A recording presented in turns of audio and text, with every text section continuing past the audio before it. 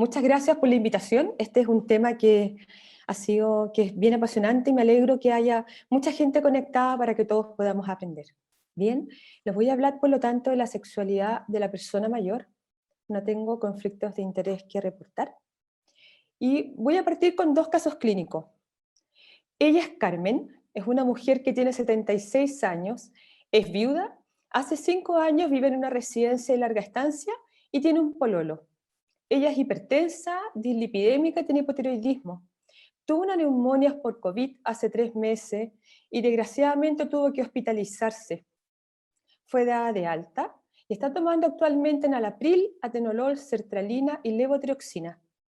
Al final de la entrevista, cuando ya hemos conversado de todo y nos estamos parando del escritorio, ella refiere de pronto que no tiene deseo sexual y esto la preocupa. Ahora vamos a ver a otro paciente. Él es Joaquín. Es un hombre que tiene 80 años. Está casado hace 40 años. Él fuma bastante, es hipertenso y tuvo una fractura de cadera por una caída hace un año. Cuando estamos terminando la consulta, nos estamos parando del escritorio para acompañarlo a la puerta, me dice, doctora, ya no funciono. Cuando le preguntamos por qué, refiere fatiga, que tiene disfunción eréctil y pérdida del deseo sexual. ¿Qué ocurre cuando una persona mayor nos habla sobre su sexualidad? Nos quedamos así, perplejos, como si fuera un idioma extraño, un mundo paralelo, como algo que fuera turbio o ajeno a nuestro quehacer como médico. La verdad es que la mayoría de las veces no sabemos qué hacer. Y ese es el principal objetivo de esta presentación, poder desmitificar la sexualidad en las personas mayores, darles a conocer la relevancia que es el sexo en nuestra población y sugerirles a ustedes un abordaje inicial para las patologías de las personas mayores. ¿Qué es la sexualidad? La sexualidad es una cualidad intrínseca de los seres humanos y es una parte esencial de la identidad de las personas. Involucra, como decía la doctora Hünemann, la experiencia del placer, la comunicación, el afecto y la reproducción. Va mucho más allá que la genitalidad y el coito. Existen tantas sexualidades distintas como personas diversas hay en el mundo.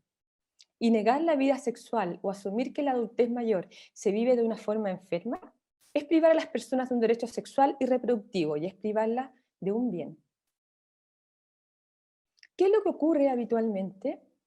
¿Y por qué los médicos no sabemos cómo enfrentarnos a la sexualidad de los adultos mayores?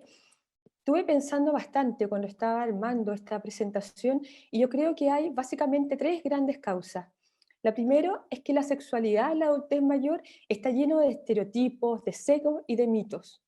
La segunda es que no sabemos sobre sexualidad en población geriátrica y el tema además nos incomoda. Y finalmente es que la población adulta mayor son pacientes complejos que arrastran historias, arrastran comorbilidades, uso de fármacos, infinitas cosas que nos dificultan su manejo. Vamos a hablar solo primero, los estereotipos, los sesgos y los mitos. El envejecimiento y la sexualidad del envejecimiento se ve entorpecida porque existen estos estereotipos. Nosotros pensamos y habitualmente asociamos la sexualidad a estereotipos de belleza, a la juventud, a cuerpos súper atractivos, a la fortaleza, o pensamos que la sexualidad básicamente tiene fines reproductivos. Puede ser que nosotros no lo digamos, pero es algo que lo tenemos en el interior, también por lo que hemos visto en las pantallas, en las películas. En general, esto es el prototipo de la pareja que tiene sexo y ese es el motivo de tener sexo, y estos sesgos los arrastramos con nuestros pacientes. Y estos son los mitos que nosotros tenemos que lograr erradicar. La sexualidad entre personas mayores es cómica. La sexualidad entre personas mayores es impropia. Las personas mayores son todas heterosexuales y las personas mayores son seres asexuales. Y estos mitos son los que nosotros debemos romper. La sexualidad va cambiando en la medida que envejecemos, pero no desaparece. Los cambios físicos que aparecen cuando nos vamos haciendo mayores van a afectar a mayor o menor grado la salud sexual, pero no supone una pérdida de la sexualidad entendida como el placer, como la intimidad, como entregar cariño. El ejemplo que yo le doy a mis pacientes, que es como si fuera una escalera, que cuando somos niño subimos la escalera con cierta dificultad, posteriormente vamos tomando más ímpetu y la subimos con fuerza y rápidamente, y llega un momento que tenemos que volver a aprender a subir esa escalera. La vamos a subir igual, de otro pulso, de otra manera, pero la vamos a subir. Existe esta percepción generalizada de que son seres asexuales. Las personas mayores tienen las mismas necesidades de experimentar contacto físico, placer e intimidad que las de cualquier otra edad. Lamentablemente disponen de menos formas socialmente aceptables para satisfacerlas. ¿Y qué ocurre en Chile? En la quinta encuesta de calidad de vida en la vejez, la que se hizo el año 2019, demostró que cuando uno le preguntaba a las personas mayores si pensaban que la vida sexual era relevante, el 60% piensa que efectivamente es importante. Y cuando uno va a ver qué características tiene la población chilena mayor que es activa sexualmente, habitualmente los hombres son mucho más activos, las personas más jóvenes entre 60 y 70 años y aquellos que tienen educación superior. Es decir, la sexualidad en Chile está definida por un género, por un estado de educación, probablemente por un estado económico también, y por la juventud. El envejecimiento no supone una pérdida de las capacidades sexuales, ese es otro mito. La combinación de una buena salud física y mental, actitud positiva hacia el sexo, que nace también de experiencias agradables del sexo que pueden nacer desde la adolescencia con una buena educación, como nos mostró la doctora Uneus. El nivel previo de actividad sexual, la calidad de la relación de una pareja con salud, se asocian con una actividad sexual placentera en personas mayores. No solamente eso, sino que la actividad sexual per se asocia a buena salud independiente de la edad. En un estudio de Taiwán se mostró que la disminución de la actividad sexual se asociaba a más mortalidad, independiente de otros factores de riesgo. Y un estudio inglés entre el año 2001 y 2012 mostró que había una asociación significativa entre actividad sexual y pruebas de función cognitiva, tras ajustar por edad, educación, riqueza, actividad física, depresión, soledad y calidad de vida. Es decir, parece que no solamente tenemos que preguntar por sexualidad, no solamente tenemos que tratar de solucionar el tema de la sexualidad, sino que además deberíamos alentarla a nuestros pacientes. ¿Y qué ocurre con respecto al mito que todos los adultos mayores son heterosexuales? La verdad es que, por supuesto que no es así. Lamentablemente, nuestra población de adultos mayores no heterosexuales están todavía ahí, súper escondidos en el closet. Y es que este país no es un país para estos viejos. ¿Y por qué no es un país para estos viejos? Porque arrastramos una historia marcada por la persecución hacia aquellos que no son heterosexuales. Y acá traté de simplificar un poquitito en esta flecha para que ustedes vean lo que ha vivido alguien que actualmente tiene 100, 90 años, 80 años, 70 años. Esta es nuestra historia en cuanto a la sexualidad en Chile, súper, súper resumida. El año 1874 se dicta el artículo 365, que dice que el que se hiciese reo de sodomía sufrirá la pena de presidio menor en su grado medio. Eso eran por lo menos 3 años de cárcel. El año 1954, el general Carlos Ibáñez del Campo declaró la ley de estados antisociales, en que se perseguía a los homosexuales por considerarlos delincuentes y enfermos. El año 1973, en el gobierno militar, aumentó la represión hacia aquella población no heterosexual menos beneficiada económicamente. Y se dictó el artículo 373, que dice que los de cualquier modo ofendieran el pudor o las buenas costumbres sufrirán pena de reclusión menor en su grado mínimo a medio. En 1980, para empeorar la situación, aparece el VIH en Chile, que fue llamado el cáncer del gay chileno. Y aparece así el decreto 294, en que dice que en los colegios se debe enseñar que existen patologías sociales de la sexualidad. Y esas patologías son la homosexualidad, la prostitución, la violación, el estupro y el incesto. Recién en 1999 aparece la ley 1917 que despenaliza la sodomía, pero la verdad que aparece sobre personas que han vivido toda esta cantidad de años bajo el miedo, bajo el susto y bajo la represión. Y eso tiene un resultado, y el resultado lo muestra la encuesta CACEN el año 2017, en donde se le preguntó a la población chilena quiénes se consideraban no heterosexuales y cómo se podían clasificar. Y solamente un 1,89% de la población se identificó como lesbiana, gay o bisexual. Y si nosotros vemos estas columnas, aquí aparece en color rojo quienes se declararon gay y lesbiana y que eran personas jóvenes. En este color gris aparecen los que tenían entre 30 y 50 años. Y en el color gris claro aparecen los pacientes, las personas sobre 55 años. Si vemos, por lo tanto, en este rango etario, quienes se consideraban gay o lesbiana, los que menos se consideraban eran los adultos mayores. Y eso no es casualidad. Lo que ocurre, además, es que encuestas hechas en otros países han demostrado que en general el 10% de la población se declara no heterosexual, por lo menos, por lo tanto, algo ocurre. Y pueden ocurrir acá dos cosas. ¿Creen ustedes que habrá más heterosexuales en Chile? ¿Creen ustedes que hay más miedo en Chile? Y la verdad es que somos un país súper pacato, somos un país colonial y conservador. Somos temerosos de Dios, pero sobre todo temerosos del vecino. Y eso tiene que romperse en algún momento. Como resultado, la persona mayor, gay, lesbiana, transexual, inter, tiene un doble estigma, porque es viejo y porque no es hetero. No se identifican con los grupos que han intentado defender su derecho de no ser heterosexuales y tampoco se identifican con su congénere y por lo tanto están en un closet que es infinito. Por otro lado, estos pacientes, aquellos que han logrado salir del closet, se han demostrado cuando envejecen y deben ser cuidados por su familia o para una residencia, muchas veces por miedo a no ser aceptados vuelven a entrar al closet otra vez. Entonces, este es un tema que es súper importante y que no ha sido resuelto. El segundo pilar que conversábamos es que no sabemos o nos incomoda hablar sobre sexualidad en los adultos mayores. Y es que la sexualidad de los ancianos puede representar un mundo oscuro en el que la mayoría de las personas, incluidos los médicos, preferimos no entrar. Y como un detalle, yo soy la jefa de posgrado de la subespecialidad de geriatría en la Universidad del Desarrollo Clínica Alemana, entonces me ha tocado revisar las recomendaciones de los comités acreditadores de las becas. Y la verdad es que no se solicita que enseñemos sexualidad en personas mayores a nuestros alumnos, y eso es súper grave.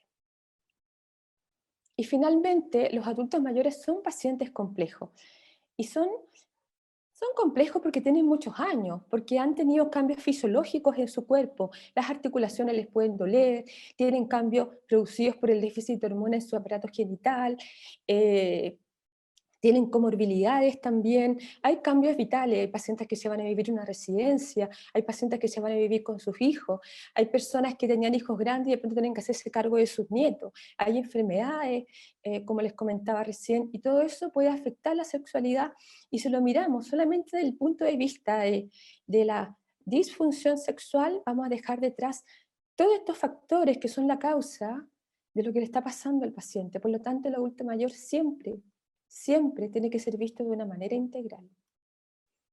Esta diapositiva tan pesada es solo para mostrarle que todas estas enfermedades crónicas, como la hipertensión, como la diabetes, insuficiencia cardíaca, EPOC, enfermedades neurológicas, dolor crónico, son causantes directas de disfunciones sexuales en las personas.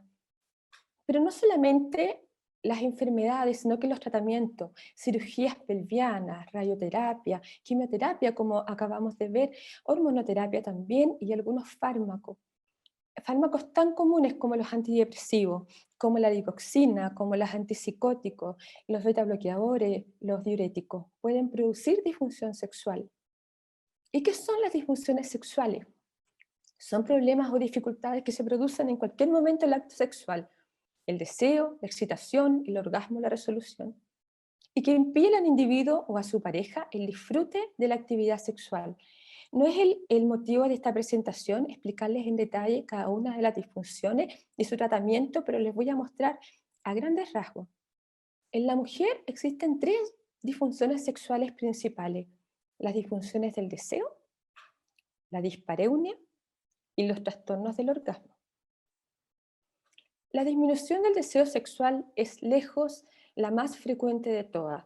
Los estudios en general reportan un 40% de disminución del deseo sexual en mujeres, pero hay otros estudios que han mostrado que está muy subreportado porque en general no lo preguntamos.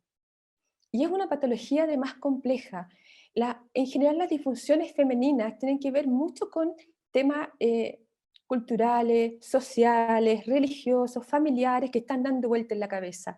Las disfunciones masculinas son más orgánicas, son de enfermedades, pero las disfunciones femeninas son más complejas en su abordaje. Esta disminución del deseo sexual empeora notoriamente la calidad de vida. Es habitualmente polifactorial, como les decía, están estos factores psicológicos de depresiones arrastradas, de malos recuerdos, de actividades sexuales en la juventud. Hay aspectos culturales en que tienen este estereotipo de belleza entregado por las películas, en que ellos tienen una autoestima muy bajo, hay cambios fisiológicos, están las enfermedades y los tratamientos. El manejo de la disminución de deseo sexual es siempre multifactorial. Hay que educar sobre la realidad y sobre los cambios de la sexualidad con el envejecimiento. Esto siempre hay que hacerlo, mirar las enfermedades crónicas que tiene el paciente, preguntarse si están bien tratadas y ajustar aquellos medicamentos que nosotros pensemos que pueden afectar el deseo sexual de la mujer y preguntarse si existen opciones seguras, válidas y que no tengan este efecto adverso. Y finalmente la psicoterapia, que no ha demostrado tanta utilidad en toda la población, también porque la población adulto mayor en general es bastante reacia a la terapia psicológica. Ya tienen la idea de que los psicólogos son para los locos, entonces cuesta mucho lograr una adherencia, pero de todas maneras lo tenemos que recomendar. La dispareunia es la sensación de dolor o molestia desagradable en los genitales durante la relación coital. Habitualmente tiene un origen orgánico, y esto es importante porque el enfrentamiento va a ser distinto. En la gran mayoría de los casos existe un síndrome genitourinario de la menopausia, pero también puede ser por cicatrices vaginales, por inflamación pélvica, por hemorroides, artritis. Cualquier patología pelviana puede producir este dolor en la relación sexual. Y el manejo siempre, cuando el paciente nos da el dato de dispareunia, tiene que tener una evaluación uroginecológica. Si es que el especialista le parece adecuado, se puede intentar tratamiento con estrógenos vaginales. Y como segunda línea se pueden usar lubricantes o geles, y también se tiene que educar al paciente. En cuanto al hombre, las patologías más frecuentes son el hipogonadismo de inicio tardío, la disfunción eréctil y anormalidades de la eyaculación. Vamos a hablar solo de las dos primeras. El hipogonadismo de origen tardío es la disminución de los niveles de andrógenos en sangre y que presenta signos y síntomas muy característicos. Y son básicamente estos tres. Estos tres son los más importantes. El bajo deseo sexual, la disminución de las erecciones diurnas y la disfunción eréctil. Y acá la disminución de las erecciones diurnas, eso es muy típico, muy marcador del hipogonadismo. Y hay que ir a preguntarlo dirigidamente a los hombres. Hay factores de riesgo como la obesidad, comorbilidades, diabetes, lipidemia, hipertensión, osteoporosis, EPOC y fragilidad. En general son patologías asociadas a inflamación crónica. Y el tratamiento, por supuesto que hay que estudiarlo, hay que pedir testosterona total en sangre y existen flujogramas para poder hacer el diagnóstico y el manejo en la terapia androgénica sustitutiva. Esto siempre nosotros nos apoyamos en los especialistas endocrinólogos. Y sobre la disfunción eréctil, es la incapacidad para alcanzar o mantener una erección con la rigidez suficiente como para conseguir una relación sexual satisfactoria. Ocurre muy frecuentemente, 67% de los mayores de 70 años. Y acá son muy importantes los factores de riesgo, hay que estudiar las etiologías. Las causas son habitualmente, hay una mezcla entre psicológicas orgánicas, pero las orgánicas son muy relevantes, a causas vasculares, neurológicas, endocrinológicas también. Tenemos que volver de nuevo y les repito lo importante que es mirar toda la patología del paciente, ver si está bien tratado, ver si se le puede modificar el tratamiento. Por lo tanto, el manejo, evaluar las enfermedades crónicas, ajustar la terapia y los inhibidores de la 5-fosfodiesterasa son los fármacos de primera elección y siendo bien indicados, de verdad que pueden cambiarle la vida a un paciente. ¿Qué sugerencias les quisiera dar? Primero es que normalicemos la sexualidad, hablemos de ella, preguntémosle a los pacientes porque los pacientes espontáneamente no nos van a preguntar.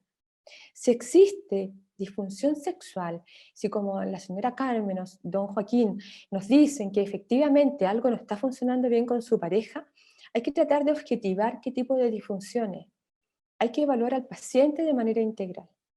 Hay que iniciar terapia o derivar al especialista y siempre, siempre educar al paciente. Ahora vamos a volver a nuestros pacientes porque les voy a hacer unas preguntas.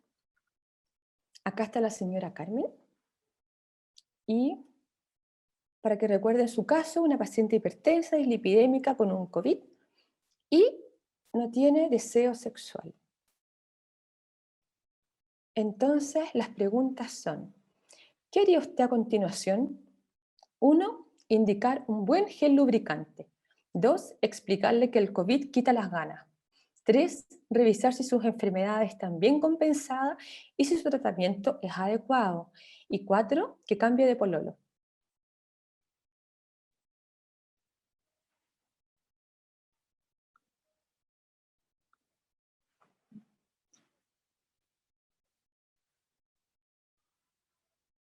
¡Excelente! Ustedes saben demasiado. No sé qué hago acá. Saben mucho. Bueno, la historia de la señora Carmen es bien triste porque ella tiene su pololo en la residencia, estaba muy feliz hasta que le dio el COVID. Cuando salió el COVID tuvo este síndrome post-COVID que es tan intenso en las personas mayores en especial y lo vio un médico, consideró que era una depresión y le partió la sertralina. Entonces esta señora quedó con la fatiga que produce el COVID, con el estrés de haber estado hospitalizada, estrés pero que no significaba un trastorno depresivo mayor y además usando un inhibidor de la recaptación de la serotonina que produce disminución del deseo sexual. Entonces en ella sin duda que había que volver atrás, revisar los medicamentos, ver si era necesaria la sertralina, ver si es necesario que use el atenolol, mirar cómo están sus niveles de TSH y ahí decidir un tratamiento. Ahora, segundo caso. Era un hombre de 76 años, casado, tabáquico, hipertenso y que tiene disfunción eréctil y pérdida del deseo sexual. Pregunta, ¿qué harían ustedes a continuación? Darle doble dosis del sildenafil, que no se note pobreza. Explicarle que a su edad estos síntomas son normales y los adultos mayores son asexuales. Pedirle un PET scan buscando un cáncer. Aconsejar cese de cigarro, estudio de comorbilidad y también de hipogonadismo tardío.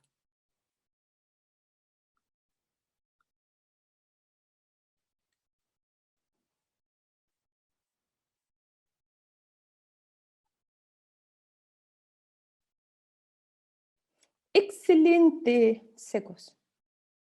Muy bien. En conclusión, las personas mayores necesitan y disfrutan de la sexualidad. Debe dejar de ser un tema tabú. Las disfunciones sexuales son tratables y como médicos debemos asumir un rol muy activo en su manejo. Muchas gracias.